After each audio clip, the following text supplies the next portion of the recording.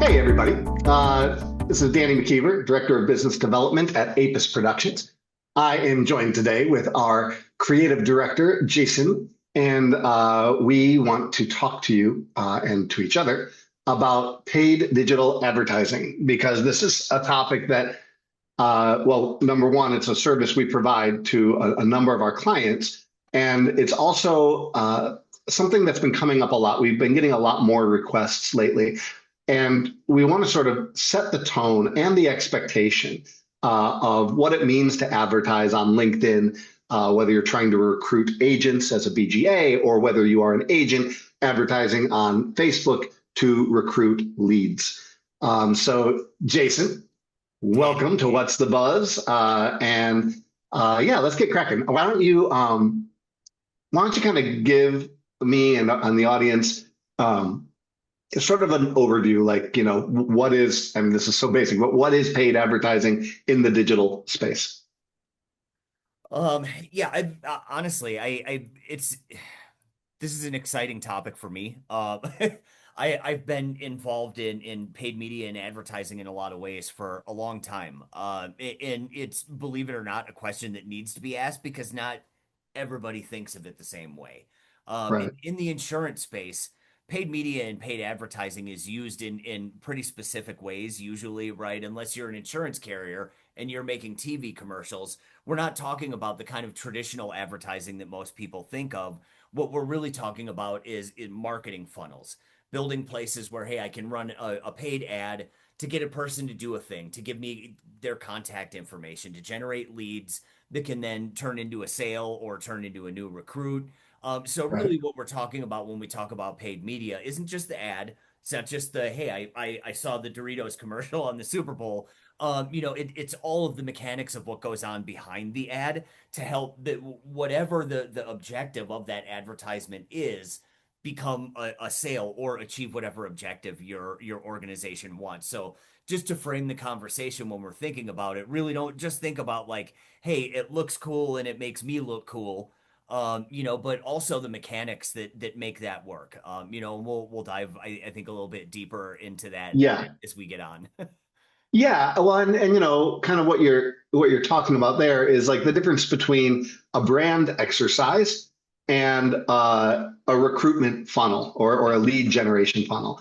And I think there's value to be had in a brand exercise if you're especially if you're a new company or a new BGA or a new anything, just to kind of get your logo out there, the sense of your soul of your company out there, the vibe, to kind of get vibe checked by the internet, right? But and most of what we do at Apis, it seems, is when it comes to digital advertising, a lot of what we're doing is more lead gen focused, right? Yep. Um, and whether it's B2B, which in a sense is what that is when it's a BGA or a brokerage trying to recruit agents. Agents are their own mini businesses, or B2C when it's agents or some of our other clients who are firms trying to get people to sign up with term insurance Yep. or some other insurance product.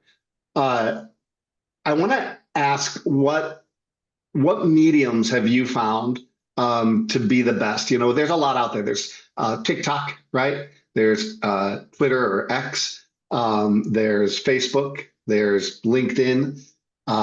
There's a bunch. So when it's for like for B2B, what's the best? For B2C, what's the best? I think would be the questions I'd ask. Yep. Yep. And it's that's really, really intelligent to think of it in that way, right? Because what's good to advertise to a consumer for, hey, I want to sell you a new bike or a new tire for your bike, right? Whatever it may be, there's a way to get to a consumer where, hey, you have a need for a thing. That's very different than what we do in a lot of the insurance industry advertising because it's not a direct sale. Even, when we'll start with like to the consumer, right? When you think business to consumer, in e-commerce advertising, the things that you think about, large e-commerce brands advertise on TV. And there's no way Yeah, to get from what you see on TV to buying their product. They just want you to know that they exist. And that's kind of that awareness layer. And, like if you've got a lot of money, it's fun to do and it builds your brand at a high level. But if you're not that guy, getting out to the consumer is really understanding how your consumer buys your product, right? Right. Not every product is a tire for your bike. And Right. certainly insurance is not. So when we think about business to consumer, we think number one is a consumer audience. Where are consumers? Right. So, and you mentioned a number of the good ones. They're on TikTok, they're on Meta Yeah. platforms, Facebook or Instagram. They're on, Right. like those are definitely more heavily consumer focused channels where we would put together those, and we can target consumers there based on what's your household income or where do you live, or things that Yeah. are relevant to that. And Right. Facebook gives us really good tools to do that with a consumer audience. Right. And when you think about the business to business side, it's different because the things that matter, and just thinking of like a recruiting campaign, I want to recruit people who have certain job titles or a certain amount of seniority in the industry or particular expertise with these products. You can't really zone in on those sort of things with the On tools that Facebook. Facebook and Meta gives Yeah. you, whereas LinkedIn is really built to specifically give you those tools. So Right. the proper venue is really all about what you want to get out of the ads. I mean, Yeah. you can reach business people on Facebook as easily as you can on LinkedIn, but you're going to see a lot of what we think of as overlap, right? Like a certain amount of the money that I spend in advertising is going to hit the audience that I really care about, and then some is just going to kind of like flow over the edges, right? Hey, Yeah. people that I didn't care about. And in the world of advertising, it's a dirty secret, but it's known a certain amount of your budget is going to be wasted on people who are not properly targeted or not well targeted or aren't in your audience to buy. And Right. like your goal as an advertiser is to always address and analyze and optimize for that. But really the best way that you can keep that alignment and keep the least amount of overflow is by properly thinking about where are the people that I want to talk to, and what platform gives me the best tools to really Right. address those people, because it's all which one I would recommend. It's even for our clients, if you want to recruit, there are absolutely applications where you can find your audience on X, right? Right. It's not a thing. But typically LinkedIn for recruiting, right? Typically, But mostly, so it sounds like it comes down to number one, who's your audience, right? Who's the audience for the ad? Um, absolutely. and number two, which platform has the right data to secure that audience? And I think it makes sense because, if I'm a life insurance agent, sure, I probably have a Facebook account, right? I probably have an Instagram account. I'm a human being and I'm American. I probably have all those things, but I definitely have a LinkedIn account. And it's a certain mindset. When you're going into LinkedIn, you are going there for knowledge, but also for connection Exactly. professionally. Yep. And so it does make more sense for a BGA um, to advertise on LinkedIn for that. And you're right, we're not in the business of selling hula hoops or selling protein bars, right? That's totally different. We're selling a product that has quite a long cycle time, Yep. and as such, it's not an impulse buy. Now, a lot of people during COVID, it was kind of an impulse buy. A lot of people started buying life insurance because they were like, oh no, people are dying all over the place, or I'm afraid they're Yep. dying all over the place. I better think about my own mortality for a second. But those events are hopefully few and far between. So it's really a longer sales cycle, which is part of kind of the. I want to ask about getting results that move the needle, but I don't think that with advertising. But I've kind of got a few questions that I know clients would ask us first to lead Yep. into that. What does it cost? Like, let's say I want to do one ad campaign on LinkedIn or Facebook. They all have similar costs. What does it cost? What dictates how much it costs, right? Like what manipulates the price Yep. of the ads, of just the ad spend, and then also the ad creation. Okay. Can you Yeah. speak to So, that? yeah, we can absolutely. That's a great question. The cost for advertising is really highly variable. Uh, Different platforms, different venues tend to have minimum order quantities or certain amounts that you can't spend below. But, Mhm. and unless you're talking about premium advertising like TV or like niche Yeah, no, advertising, just like LinkedIn and Facebook, like what we would normally serve. LinkedIn has a $10 per day minimum per campaign. So, Okay. for example, like you can get onto LinkedIn for as little as $300 a month, but Right. that's just running one campaign. And then you could spend up to $1 million a day on that campaign if you wanted to. But Yeah. the minimum threshold, Facebook doesn't really have a minimum threshold, right? Like Right. they want you, I think last check it was like $3 a day. But Okay. for Facebook, it's different based on what kind of advertising you're running.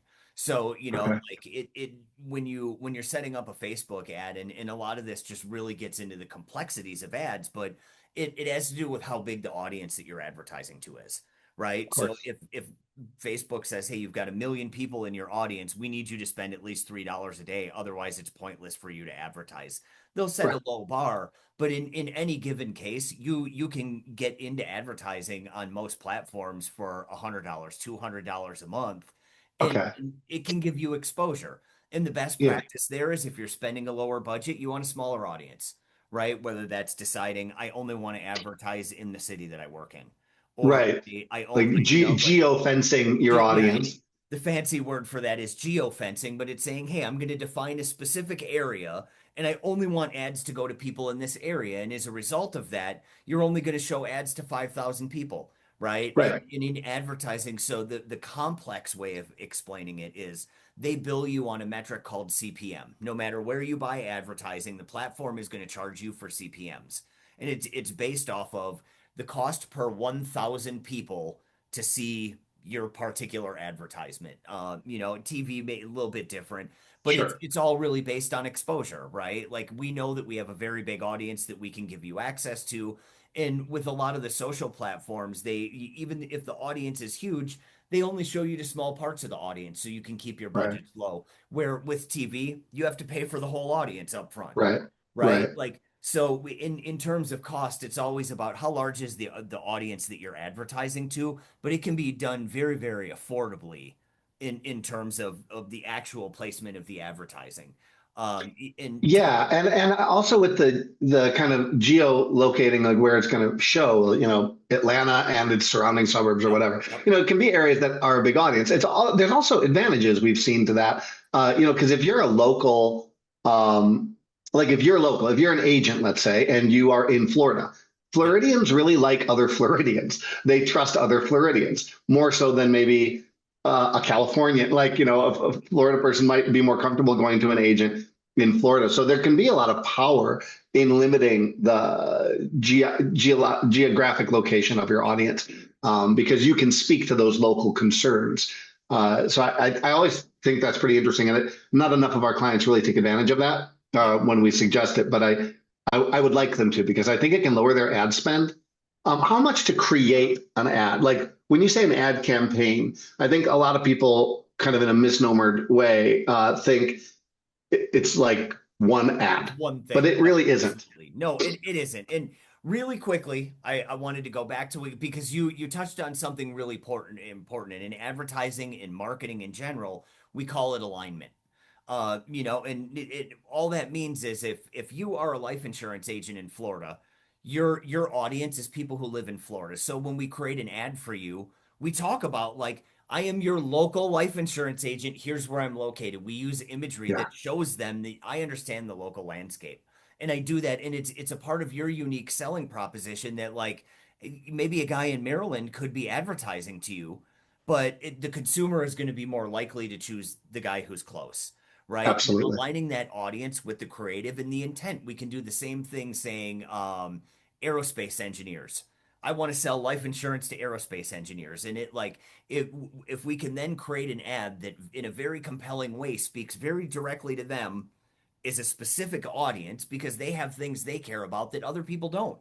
So we don't Right. have to say any of the other things. We can go directly to the concerns of that person and create an experience that says, I know you and I know how to give you the product. That's advertising that works in almost Yeah. every case because that alignment is a key. And now jumping forward into your creative to really build alignment, like our goal is always to do it with the first iteration. But when we build and execute a campaign, the creative isn't something that's created once.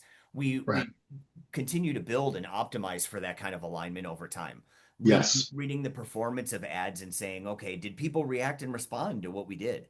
If they didn't, then we know we need to do something else. But the way Right. we build our creative and this is different for everybody who runs ads, but we run campaigns in a way that's considered to be performance advertising, which means that we will test a lot of creative. We run A/B tests, sometimes multivariate tests where it's A, B, C, D, E, and Right. but ultimately there will be different versions of the same thing that we put out, and we'll spend test budgets on them. They can still be very low, but ultimately the purpose of that first round of ads that we run isn't to generate a bunch of leads or generate a bunch of conversions. It's to recognize the fact that like anytime you're advertising, you're taking a best guess about Right.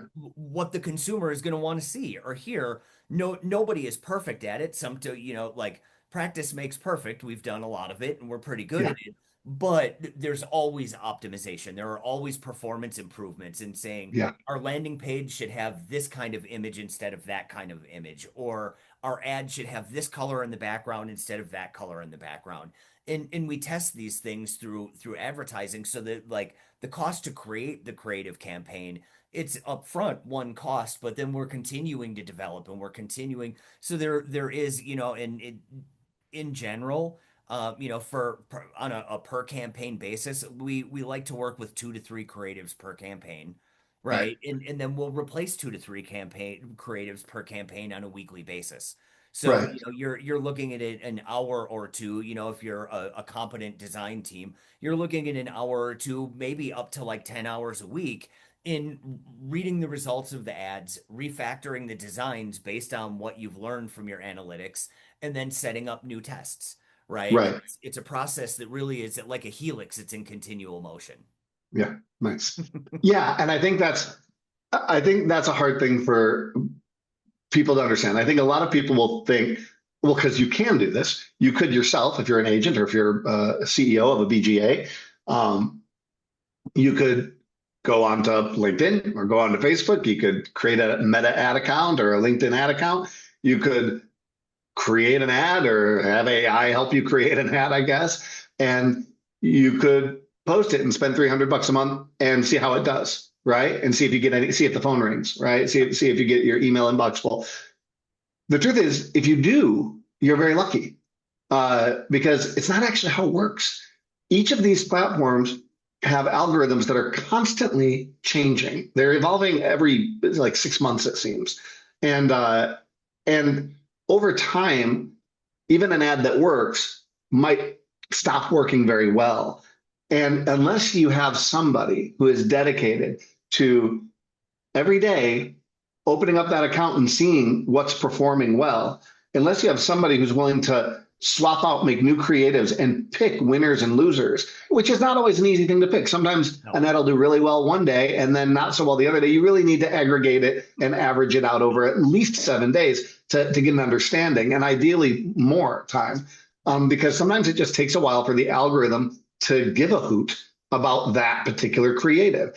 And there is no rhyme or reason to that. Like we're not masters of the universe in the sense that we can know what the code of that algorithm is. Yep. That's proprietary to LinkedIn, to Meta, to X, to we whoever. we call that the black box. That's the black box That's the black component that, box. Yeah. we of course make our best guess, Yeah. like being experienced with it, we do understand how to make the best kind of use and take advantage of what we know the Right. algorithm do. But it's a true statement that like all of the turning the dials and levers that you used to be able to do, a decade ago with ads, and Yeah. like in fact you had to be able to do manually. Like you just Mm. don't, they don't want you to do that anymore. It will impact your performance in a negative way if you attempt to do it in most. It does. It's just, It's crazy. it really And so is. the algorithm is making all those choices for you, and it's doing it in your best interest and in the best interest of the company who's you're paying to put the ad on. But I think that, but you're right. We don't know precisely what's in the black box, Yep. but we've gotten to know it, and in the sense that we know how it feels to be near it, and so we can manipulate around it, and that's usually what happens. But you can't do that unless you're looking at data all the time. And so, Yep. yes, you can get an ad up and running on LinkedIn for 10 bucks, for 300 bucks a month, roughly between 3 and 400 bucks a month. But that's not the hard part. I mean, creating a good ad, that's not the hard part. The hard part is every day and certainly every week and several days out of the week, someone's got to be looking at that data and seeing if the ad's performing. Because yeah, losing 300 bucks on a poorly performing ad, it's not the end of the world for most people who have a decent job, right? It's 300 bucks, but it's completely worthless if it's not bringing you any leads. And then there's another thing, and I guess this is because I guess we're kind of talking about measuring success in a way. Like, what are the key performance indicators, right? One of them would be um, how many people have seen the ad, right? Yep. That's kind of a measure of success. It's not that awesome. What really matters is how many people clicked on the ad, how many people engaged with the ad. And I think a big problem other people have is just because somebody sees your ad and clicks on it, that's like the very beginning. Yep. That's the top. Do you call it the top of the funnel? Call it the top of the funnel. And yeah, Yeah, the sales if you funnel. think about the sales funnel as being shaped, vaguely like an inverted triangle, right? Funnily, The top of it can hold lots of people, and there are, visually there are lots of ways that people fall out of the funnel because the product doesn't meet their price needs, it doesn't meet right, their service needs, it doesn't meet, like, but that requires exploration. And very rarely do people come into your funnel in the middle of it.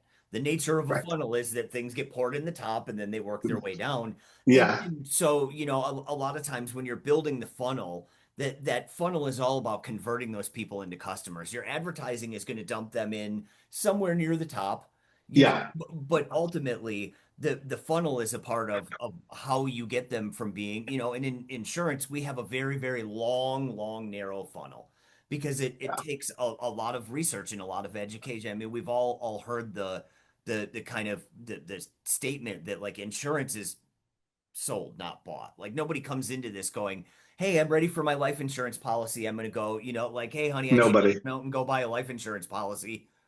Like that Yeah, doesn't. So that process of selling, marketing can help automate it.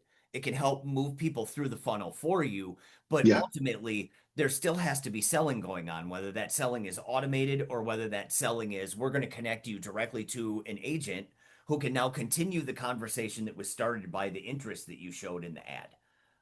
And there might even be steps in between, right? So I Absolutely. click on the ad, it's got to take me somewhere. So if the call to action is click on this ad, that's just the first call to action. Yep. The true call to action is purchase a policy. That's the very, very Exactly. end. But in between there, they click on the ad, maybe they fill out a form right there on that social platform, right? We've had success with that, and that brings in a lead. But then what? You can't just you don't just sit on a lead. Somehow you have to automate or dig in your heels and do emailing and reaching out to that person to gauge their interest after the person who clicked the ad, or do you send them to a landing page on your site? You're not just going to send them to the front page of your site. You've got to create a page specifically for that Exactly. audience member, right? So it's like if I only liked pizza, right, is kind of true, but if I only ate pizza, let's say, and somebody wanted to sell me a pizza, but they owned a restaurant that sold all sorts of things other than pizza, they're not gonna say like have the most delicious pizza ever, and I'm like awesome, and I click on that to go find where I can get this delicious pizza, and then dump me into like a section that talks about ice cream and talks about all this other junk that I'm not interested in because all I want is pizza. And I think that's a real miss on a lot of our clients. A lot of them who have not had any success with advertising in the past are number one, not really following through on the ad, not changing up the creatives, not keeping it real Yep. and keeping it current. And number two, they are excited. Let's say they get a lot of clicks, but then those clicks go to like the homepage of their website, which is trying to serve too many masters, when really the only master you should be serving is the one you're spending money to advertise to. Exactly. And so, yeah, I think that's a real important thing people miss. So it's not like people think, well, how much does it cost to advertise? Oh, it's only 400, 500 a month for the ad. That's the smallest expense. Yep. It's the smallest expense. So it's very hard to to, a lot of times we'll get on a call with somebody who's interested in having us help them advertise. And they have tried it before without success, and they've tried it themselves. It's like, well, yeah, it's going to be rough to hear, but it's a lot more than the cost of the ad. It's actually all the other stuff: building a landing page, examining the sales funnel, swapping out content, swapping out creatives, analyzing the data. And at the end of the day, you get leads, but are they any good? Like, how do we determine, is it a quality lead? Maybe they're the right age group. Maybe they're an agent, right? Maybe they're all the demographics you want, but are they truly interested in your offering? And at some point, our responsibility ends, and we can't get that data. That happens when the BGA talks to the agent and actively recruits them that we brought the lead after we brought them that lead, or the agent talks to the consumer who's looking for an insurance policy. And, sometimes those people are legitimately looking for an insurance policy, and some people just like to click on ads, right? Some people like to have phone conversations about things. No, it's Yes. absolutely true. And there's a lot there. I mean, like ultimately our goal, what we always aim at for every client is if you've spent $300, we want to be able to help you understand how that $300 made you more than $300. Or Right. at least is, building, towards some ultimate goal where that is going to happen, right? Yeah. And being directional in that way with the advertising. And you had made a really good comment earlier that like if you ask people to do a lot of things or it's not very clear what the path in advertising, we just call it the path to conversion, right? Like, Right. hey, you came here because you want to buy life insurance. We're not going to like, hey, we also do annuities. And you could, if you Right. don't like that, maybe do a final expense. Allowing it to be directional to that final item is really important. And I like the simple analogy is like I have a 12-year-old, right? And if I give my You do. 12-year-old a list He's a that has giant. that has You have the tallest is an 12-year-old I've enormous. ever met. His 12-year-old is, I hope he likes basketball. He's the tallest 12-year-old I've ever seen. Yes, Sorry. I he's just had to he's say that because it's he's a amazing. gargantuan human being He's for sure. enormous. But if I give and I mean, like every 12-year-old, sometimes diligent, sometimes not. I give him a list with 10 things on it. I for any one of those, it is totally random in what order I'm going to get them back, or Right. whether he's going to take them equally. But if I put two things on the list, or even better yet, one thing on the list, I know he's going Yeah. to do one thing, right? Right. Consumers are the same way, not to liken a consumer to a 12-year-old, but it's like It's human often nature. It's human nature at any exactly age. Yeah. offered too many options or too many paths. So it's about building a direct path and then being able to measure the return on investment of that path, right? Like, of course, you can get followers from ads. You can get like there are a lot of sideways benefits, but the real benefit is I spend $300 in ads. I generated 10 leads. Two of those leads became phone calls that turned into policies. Those policies Right. this much money, and now I'm making more than I'm spending. And so what I've created is revenue positive, right? Right. And the reason you mentioned like people who have tried it before, right? Like the well, always the reason that advertising bogs down is because at some point in time or another, people realize that I am not making as much as I'm spending. It can create Right. liquidity. It can create cash flow where, hey, I'm spending, but if you don't have a very tight eye on what you're spending and what is coming in, it's really difficult to know like are these ads serving my business in all the ways that I want them to be, and that Right. ultimately for us that's what's at my heart, like having worked in advertising for many years. Like I've Yeah. seen companies that spent millions of dollars that they couldn't afford to spend and then they're broke and now people are out of Right. jobs, right? Right. Like that's the tragedy because advertising, like you had pointed out,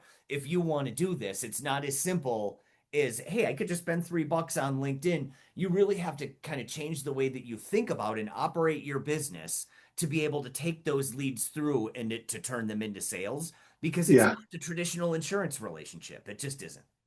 Well, and that actually speaks to sort of like this is going to surprise you, but sort of like a spiritual principle that I believe is true. Someone once told me, whatever you put your attention on expands, right? Yep. And whatever you take your attention away from contracts to the point where it goes away. And I think, while everybody would like to just make money in their sleep, right? It it doesn't work. It doesn't work. Like you have to put your attention on the goal that is in front of you. And you Yeah. have to keep the hard thing is you have to keep your attention on it. It's very easy to get excited at the beginning of any process of any new idea. Like you get excited, like, yeah, I'm going to advertise. But so many times when people realize what a grind it is to actually stay on top of those ads, uh, obviously it's human nature. They lose interest. Yep. And which is why I think it's beneficial to pay somebody else because we don't lose interest because you're paying us not to lose interest. You're paying us to really care. And we genuinely, Well, we're a company with great yeah. integrity. We care about all of our clients a lot, but it's never really about the bottom line. It's about the success of the client for us. I think Yeah. that you spoke to something that, um, you don't just chase the lead. You're kind of really chasing the return on your investment. Yep. And that can come many ways. You could get 100 clicks, you could get 20 phone calls, and you could sell one policy. But if that one policy is more than the money you put in, Yep. then you're revenue positive. And I think that comes down to like what is your acquisition cost, your customer acquisition cost, or if it's a client, your client acquisition cost. And that is something that I love using this word that's not a real word. That's figure outable, right? With digital advertising, you Yep. begin to figure it out. I think the biggest problem that I notice with a lot of our clients, whether they're BGAs or whether they're agents, is they have no idea what their current customer acquisition cost is. They've never even sat down to try to figure it out. And that's a real problem. Yep. Like, uh, I think like an agent or anybody trying to get a customer to purchase a policy, they should add up how many hours do they spend reaching out to their existing client base to sell them more insurance or prospecting for new stuff. What Yep. systems are they using? What does it cost them right now without digital advertising to acquire their customer? Yep. I think what they're going to find out is that it costs an awful lot, Yeah. right? And I think that's why they don't look at it. It's like it's too overwhelming. There's too many things I use. There's too many things I pay for. I pay for iPipeline. I pay for this, pay for that. You're What absolutely bothers me is that there's not enough forecasting going on at our clients level. right. And I mean this as like if a venture capitalist were to come buy your company, right? They would know so much more than you know about your company, having done their due diligence. They would know what your customer acquisition cost is. And I don't feel like enough. So many people, they start a business and they get overwhelmed by the day to day, and they hire people. They're employing people. They're feeding people's families with their business. That they don't stop and take the time to think how much is it costing us to get new business into our company, and it's a hard thing to do, but I would encourage every one of our clients to have the answer to that question. Yep. How much does it cost you to get a new agent? One that's producing for you. If you're a BGA, if you're an agent, how much does it cost you to get a new customer that purchases a policy? What are you spending your money on? And then compare that to what you would spend getting leads from a digital ad spend of 600 a month plus 1,000 a month or whatever you're paying for the creatives for somebody to handle all of that for you. 2,000 a month, 1,600 a month, whatever it ends up being. Uh, and that is a much easier way to figure out whether or not digital advertising is a good play for you. Yep. Because you're going to have to do a little risk money right away because you won't know if the leads are good. The data comes in and you adjust at that point. Exactly. But you got to pay for that initial data set because I think buying lists, we've got some excellent vendors we work with, Yep. like AccuPoint. I think a lot of people in our industry know about big names like, in our industry, you have been using AccuPoint for years. I have seen that be very successful for recruitment, and I've also seen it fall flat, right? And AccuPoint is a leader specifically for life insurance recruitment, and even they fall flat sometimes. There's just no way around it. Yep. The leads they get are vetted, but whereas leads from a digital ad campaign are significantly less vetted, right? They're narrowed into a niche, but they're not always vetted. They could be a bot, right? It's possible it's a bot, Well, right? yeah, they could be a bot, but on the flip side, the lead that comes from a purchase list, you don't know how old it is. Right. Theoretically, somebody who clicked on an ad today has a higher interest or level of intent Exactly. Then where you're, and it's there are many, many complex variables to how all of this works, and like Yeah. honestly, you really nailed it earlier with like this, it's not for everybody, and like No. as a company that sells advertising, it probably sounds crazy, but like their advertising is not the right way for everybody. I know it's attractive to say, hey, we want to build an ATM that just prints money for us, Yeah. right? But the construction of that ATM has an ROI in and of itself. I mean, so Yeah. for companies that are doing advertising on TV, it can cost millions of dollars to build a TV platform that actually generates sales, and then you have to continue running that platform for a very long time to earn your money back, Right. right? And Right. it's like the nature of how you calculate all of that, and to your point, I think agencies a lot of times go, well, our cost of acquisition is very low because agents come to us and they write a policy, and like it's a commission check. That's the Yeah. cost. But when you add up, well, the technology, You pay for single your sign-on, you pay for your website, you pay for iPipeline's tools if you're using iPipeline, or Hexsure's tools if you're paying a lot of money. You pay to go to the conferences to stay exactly relevant. there It's like there's a lot of money that's getting spent when you there actually boil it down. that good hard honest look, and I mean honesty is always the best policy across the, but I mean like that good hard honest look at yourself and what you spend to operate, and Hmm. what the results of those operations are. It's a difficult thing to, I mean, companies like McKinsey exist to do that for Exactly. billion-dollar company. Like Right. it's complex, but in the insurance industry, it's like we don't have to be that. We're, like Right. for our clients, it really is just about trying to get your mind in that frame of thinking so you can think about your business from the outside. It's like Right. the doctor who diagnoses himself has an idiot for a doctor, and the lawyer who defends himself has an idiot for a lawyer. That's a great expression. So in that sense, as a business owner, a lot of times that like at least trying to think from the outside frame of perspective can get Yeah. you a lot further ahead than being, really entranced by the shiny object of like, geez, you're telling me I could spend $1,000 and I could make $3,000, or Right. 10 or 20. Right. Any one of in that sense, it's kind of like gambling, right? It, Like, it is. It's like a casino in a little bit, but after some data comes in, you start shifting the table in your exactly. favor. We're And I think allowed to count that's, cards. yeah, The casino, you're but they allowed to let us count count cards. cards. Yeah, exactly.